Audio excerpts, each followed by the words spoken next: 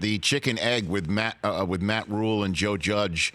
Did the Giants say Judge is our guy and then Rhule goes to Carolina, or does he go to the Giants and say, I got something from Carolina, make sure I don't get on the plane, as Ian Rappaport said? How did those two hirings affect each other? I trust Ian in that regard because I don't know the answer to that question yet.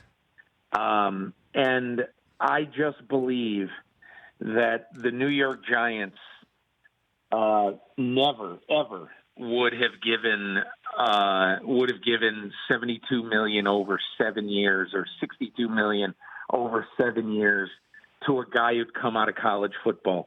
And listen, with all due respect to Matt Rhule, because I think he is an excellent NFL coaching candidate, to give this guy, the first-time NFL coach, the richest contract ever for a coach, the longest contract ever for a first-time coach in the NFL, knowing that of the 9 coaches this century who have come from college football without significant pro experience, so I don't count Pete Carroll or Bill O'Brien in there, one of them has won a playoff game, and that's Jim Harbaugh. To know all that at the time, I just find it incredible that the Carolina Panthers did that, and I just don't think there's any way the New York Giants would have agreed to that. And who is Joe Judge? I mean, you're hearing... I wish I knew, Rich. I've never talked to him in my life. I've never met him. He's one of those Patriots assistants who, until there comes a time, or until you get him on media night at the Super Bowl, right, there's no way you're ever really going to know him if you're in a position like I am.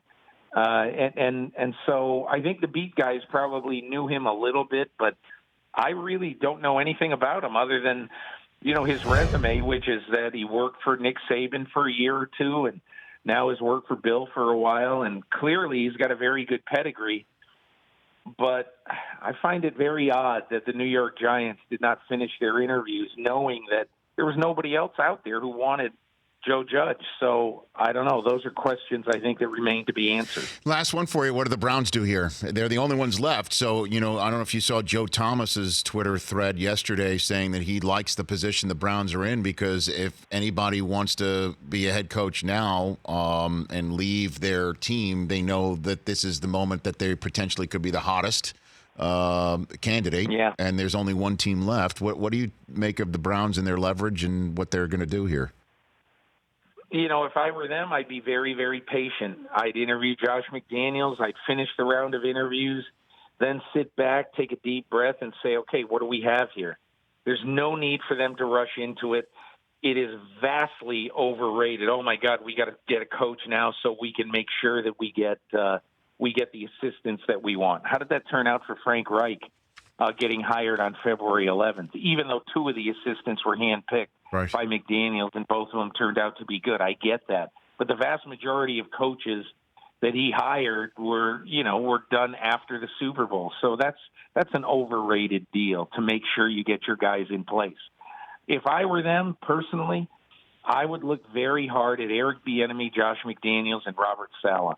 And I know they're interviewing all of them, but all 3 of those guys should be head coaches in the NFL.